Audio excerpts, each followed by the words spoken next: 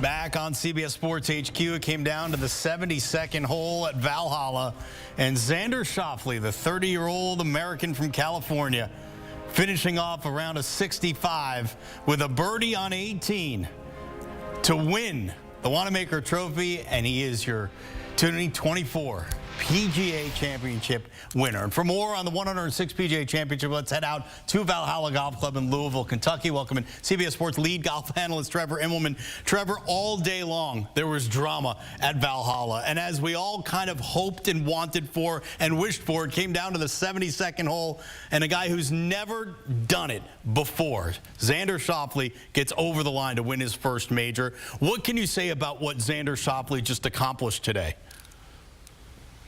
Well, he joins a special group in history as a major champion. On top of that, he does it setting the scoring record in a major championship. It was just phenomenal. What a day of golf. Valhalla has done it again. We always seem to have such exciting finishes here, partly because of that par 5 that you just referenced. We saw Bryson take advantage of it with a brilliant putt to set the clubhouse lead. Xander knew exactly what he needed to do on 18, had an awkward lie for his second. But when he really needed it, he found a way to make a clutch putt. So proud of him. He is absolutely a worthy champion. And he had worthy challengers behind him. Bryson DeChambeau's 20 under par is up there amongst the lowest scoring major championship 4 rounds in history as well. All day long, it seemed like the contenders were nipping at his heels. In fact, all weekend long, Xander Schauffele, it seemed like, had people on him all the way. How was he able to keep his nose out in front under all this pressure? That's right. Look, when you start with a 62, that's pretty much going to happen. You're going to have guys chasing you down for the rest of the tournament. But I thought he let us inside his mindset when he spoke to Amanda afterwards. He said, look, I've just been telling myself the last few days to stay in my lane. He knows his strengths and weaknesses. He knows how that matches up with this golf course, and he found a way to do that. And I just had an inkling coming into today that at some point he's going to run into a hot putter, and that's what he found. He made a great putt at the opening hole to get started with a birdie, and a good one to finish on 18. So 26 putts in all for him, and a brilliant 65 to win. Boy, a couple more majors left to come in 2024. A lot to live up to, considering the drama that we just witnessed, but all the storylines coming out of this event from week to week now, with Scottie Scheffler, with the way he bounced back in his 4th round, Rory McIlroy putting on a show at times here at Valhalla this week. What excites you about what's to come based on what we've just seen? Well, yeah, you're exactly right. We've got a lot of the top players in great form. I mean, Scheffler is without a doubt the best player in the world. There's no questioning that. McIlroy has had a good run here with 2 wins in his last 3 starts. Now you've got a new star in Xander. He's going to take so much confidence after this win. And looking forward to the next couple major championships. You know, Bryson has played some brilliant golf. Tied for 6th at the Masters. Huge part of the movie here. He really has been playing some wonderful golf, and he's going to be a huge threat at the next 2 majors at Pinehurst and Royal Troon. The book never ends, but we close a chapter here in Valhalla, and what a chapter it was. Congratulations to Xander Schauffele, the winner of the 2024 PGA Championship, and much thanks to you, Trevor Immelman, our lead golf analyst at CBS Sports. Thanks, Trevor. Thanks, Russ. And again, the lowest scoring major in history, with Xander Schauffele carding 21 under par.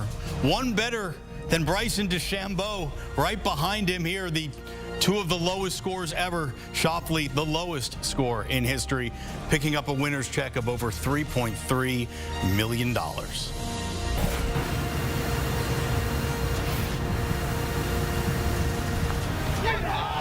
Xander with victory at Valhalla.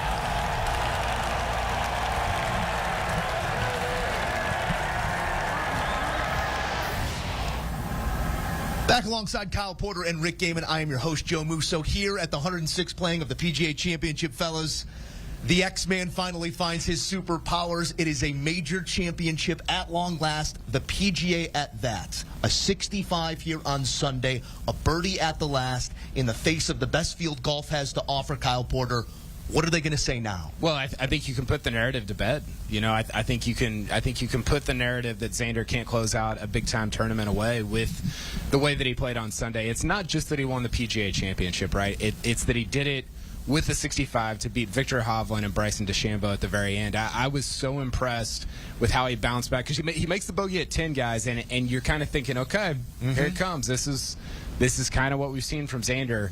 Boom, 2 birdies in a row, closes it out. I was incredibly impressed with the way he closed and got his first major.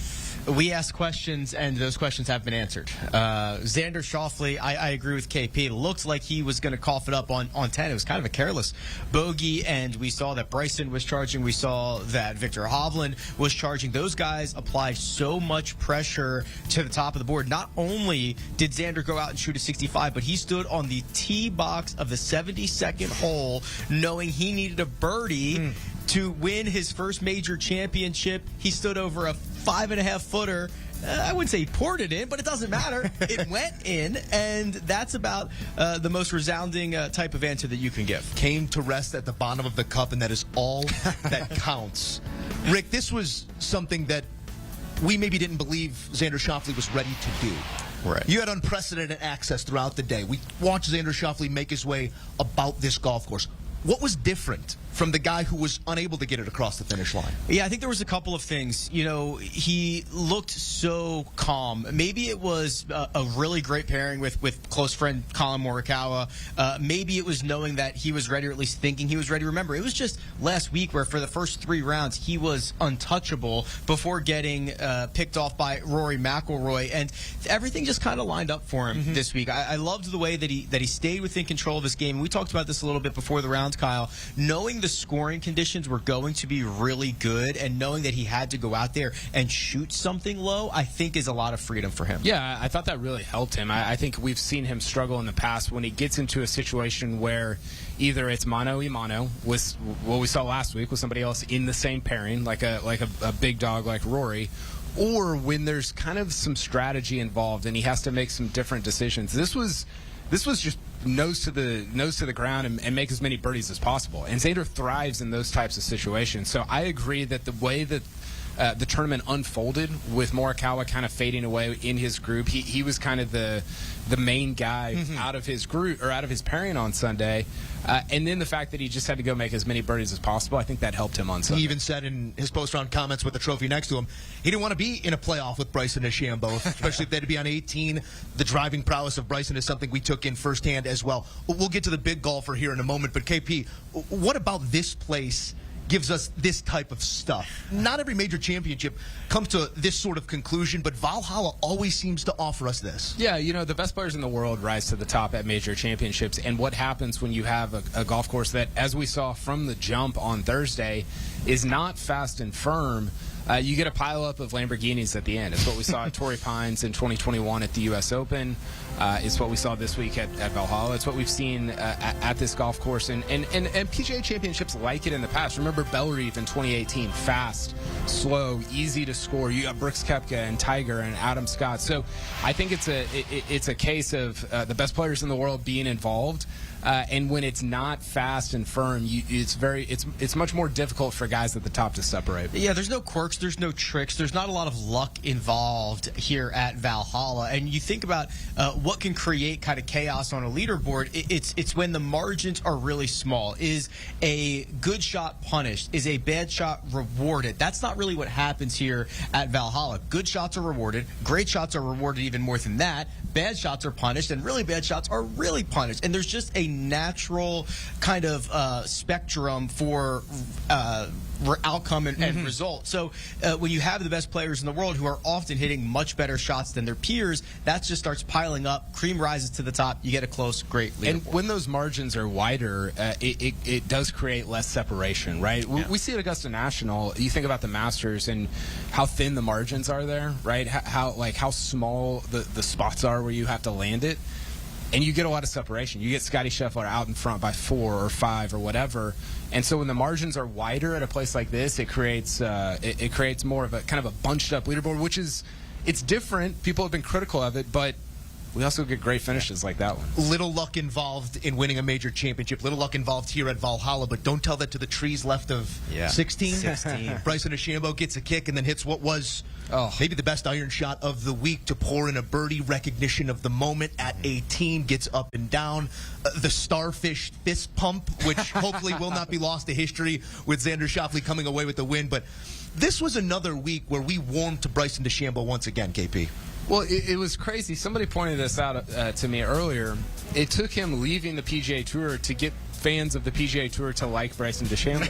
How weird is that? He was awesome throughout this week. He might be the artist formerly known as the Big Golfer, because I think his new nickname, I think, Joe, you nicknamed him this week, the Greatest Showman. The Greatest Showman. He truly was electric, and I think there's this weird thing going on with him where part of his brain thinks he's playing YouTube golf, right? Where he's posing for the camera and yelling and fist pumping. And the fans here, Rick, they love it. It's very different than what we get from maybe a Xander Schauffele or even a Colin Morikawa, who are more composed and calm. And it was interesting. Bryson was walking to the 14th tee. Joe and I, all three of us were standing right there. And you could see he had just made birdie on 13. You could see him try to calm himself down because he was so amped up. He hit 196 ball speed on 17. He was so wound up, and you could see him just try to calm his breathing down, get his heart rate down. He gives the fans a lot, and they were giving it back to him today. It was pretty awesome. We were pretty close to having to put a plaque up in the trees at the top. I mean, this ball was 40 yards left. It hit the top, kicked on right 16. out into the fairway on 16, and then, of course, he stuffs one to just a couple of feet. That was one bad swing on Sunday. The rest was incredibly impressive. You know, some of the drives that he is capable of hitting just seem to never stop going up. They never stop climbing. And then for all the distance and power that he has, he possesses a really solid short game. He can offer those finesse shots as well. He was, just greenside on 18 on a downhill lie out of the rough. He got it to land in the one spot on the green that it would kind of roll up and give him a really good birdie opportunity. He converts that, puts a lot of pressure not only on Xander Schauffele to have to make birdie on 18, but on Viktor Hovland, who now knows he has to make his putt to get into a playoff with Bryson DeChambeau. So it was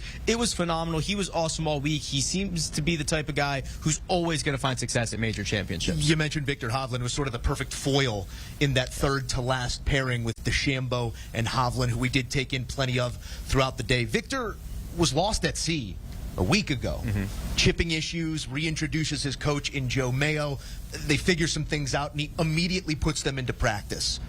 There was the struggle at 18, knowing what he had out in front of him. There were a couple shots, putts, let's say, that he wanted back coming down the stretch. Does this effort here at Valhalla get him closer to being the Viktor Hovland we saw during the playoffs and throughout the tail end of last year? I don't know how it couldn't. You know, we got an unbelievable performance. If you told him before this week that he was going to finish third at the PGA Championship, I think he'd be thrilled with that. We were out here walking most holes with Viktor, and I turned to both of you guys at one point and said he hasn't missed a shot in like 10 holes. And I'm speaking about drives. I'm speaking about second shots. Once he poured in that birdie on 13, the putter did go cold. You know, he had opportunities on all of these holes, 14, 15, 16, 17, 18. He had birdie putts on, I believe, every single one of those. Didn't convert any of them. He really did need the one on 17. That was probably his best look. When he misses the birdie putt on 18, I think it was an immediate kind of lack of concentration, knowing that he was not going to win the PGA Championship. He misses another one for fun. Yeah, hand up for me. I was wrong about Viktor this week. I did not come into this week thinking that he was going to contend to win this golf tournament, and there were moments, like you said, Rick, throughout today where I thought he's the only guy that can win this golf tournament. It was a shocking performance. And, you know, this time last year after Oak Hill, he finished second to Brooks Koepka, tied for second with Scottie Scheffler. And I wrote after that tournament that I was positive Viktor Hovland was going to win a major championship over the next 2 years, so 2024, 2025. Wasn't so confident about that around the Masters. He has not played well so far this year, but I think we're kind of back on track. It'll be interesting to see how it goes between now and the U.S. Open for Viktor Hovland. But, man, he talked with a lot more confidence this week than we've seen all year. You know, fellas, anytime we get together at one of these, I like to ask for a lasting image, but I'm not sure how that's not going to be Scottie Scheffler in handcuffs being walked across the street, or let's say maybe a mugshot that we were offered as well. I don't know that there are the right adjectives or enough of them to define what this week was for Scottie Scheffler, but he puts together a very nice and respectable round, one that we expect of Scottie Scheffler, the world #1, here on Sunday. Do you look back? Revisionist history is one thing, Rick, but this is a big what if. What if this was a normal week for Scottie Scheffler? Yeah, what if? If Scottie Scheffler goes out and shoots something under par like he had for 40-some-odd rounds in a row, maybe he's the one we're talking about off the top here. And I think it's going to be remembered, or at least I'll remember it that way. I don't think Scottie will ever bring it up. He will never say anything like, this one was taken away from me, I didn't have a chance. He will say, I should have been better on Saturday. I should have made better decisions. I should have hit better shots. So you're never going to hear this uttered out of the world #1, but it's true. I mean, Scottie was so un-Scottie-like on Saturday, and for great reason. It's hard to think that if this was a normal week, he would not have been a larger story. Yeah, we've been talking about asterisks on major championships for the last few months, and I don't want to put one on this one. I'm a little bit tongue-in-cheek there, but it does feel like like you guys said, a what if, and I think, you know, in a normal major championship, you might kind of shrug that off, but I think the frustrating part for Scottie is going to be, and for those who are covering and following the game, is that the calendar year Grand Slam was kind of on the table. So if we go to Pinehurst and he wins Pinehurst in the U.S. Open, I think then we're going to look back and say, man, that's a tough one to swallow because of what happened on Friday. A wild week for the world #1. Needless to say, we do have a new world #2. Xander Schauffele, your PGA champion at the 106 playing. Kyle Porter, Rick Gehman, fantastic work all week long, fellas. A pleasure to be with you.